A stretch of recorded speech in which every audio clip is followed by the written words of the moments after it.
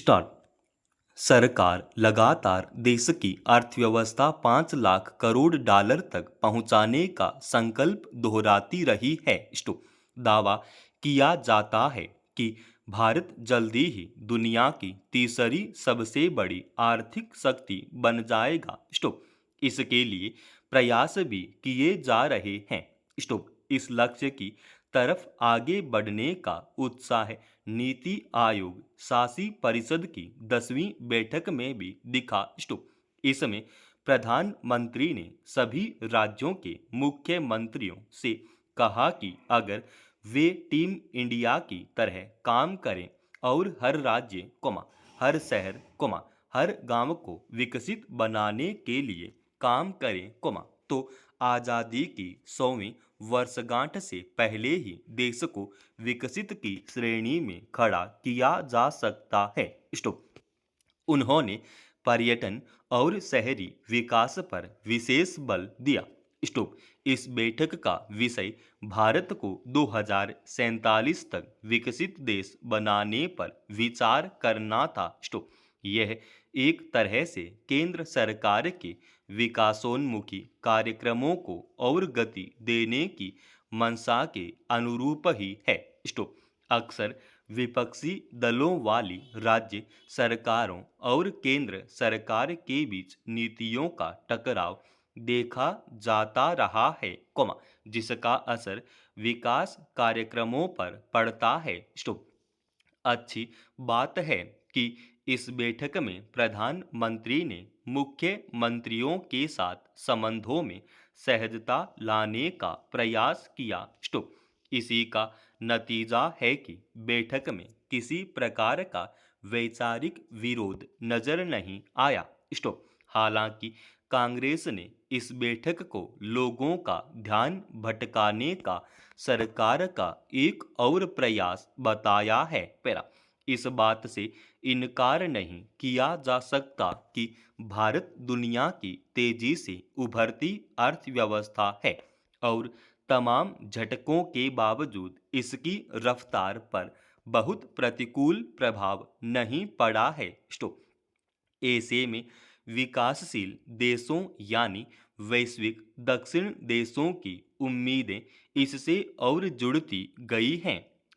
विश्व पटल पर व्यापारिक समझौतों आदि के मामले में भारत ने कई उल्लेखनीय उपलब्धियां हासिल की हैं। ऐसे में अगर केंद्र और सभी राज्य सरकारें मिलकर विश्व मानकों के अनुरूप अपने शहरों पर्यटन स्थलों और विनिर्माण योजनाओं पर गंभीरता से काम करें तो एक मिसाल कायम हो सकती है। मगर असल चुनौती नहीं यही है कि केंद्र सरकार किस तरह राज्य सरकारों के साथ सौहार्द और सहयोग का रिश्ता कायम कर पाती है। पश्चिम बंगाल की मुख्यमंत्री तो लगातार केंद्र की नीतियों और बैठकों आदि का विरोध करती रही हैं। इसके अलावा विपक्षी दलों की राज्य सरकारों के साथ केंद्र के रिश्ते तनावपूर्ण देखे गए हैं। इसलिए केंद्र से ही अपेक्षा की जाती है कि वह इस तलखी को दूर करने का प्रयास करे। पर विकास और अर्थव्यवस्था एक दूसरे से नथी होते हुए भी कई मामलों में इनमें अलगाव भी होता है। जरूरी नहीं कि सकल घरेलू उत्पाद के आंकड़ों के आधार पर अर्थव्यवस्था की दर ऊंची होने पर देश में खुशहाली का स्तर भी ऊंचा हो। भारत में यह विरोधाभास गहरा है। एक तरफ विकास दर ऊंची है तो दूसरी तरफ बेरोजगारी और गरीबी उन्मूलन के मामले में अपेक्षित कामयाबी नहीं मिल पा रही। शिक्षा और स्वास्थ्य सुविधाएं भी प्रश्नांकित होती रही हैं। अर्थव्यवस्था के सभी क्षेत्रों में विकास दर संतुलित नहीं है। विनिर्माण क्षेत्र अब भी हिचकोले खा रहा है। इसकी बड़ी वजह है कि निर्यात बढ़ाने और व्यापार घाटा पाटने में अपेक्षित कामयाबी नहीं मिल पा रही। विदेशी प्रत्यक्ष निवेश लक्ष्य के मुताबिक आकर्षित नहीं हो पा रहा। ऐसे में अगर केंद्र और राज्य सरकारें समन्वित रूप से काम करें तो निसंदेह कामयाबी की उम्मीद बनती है। पैरा राजस्थान के कोटा शहर में विद्यार्थियों की आत्महत्या अब इस कदर चिंता का कारण बन चुकी है कि सुप्रीम कोर्ट को भी इसमें दखल देना पड़ा है।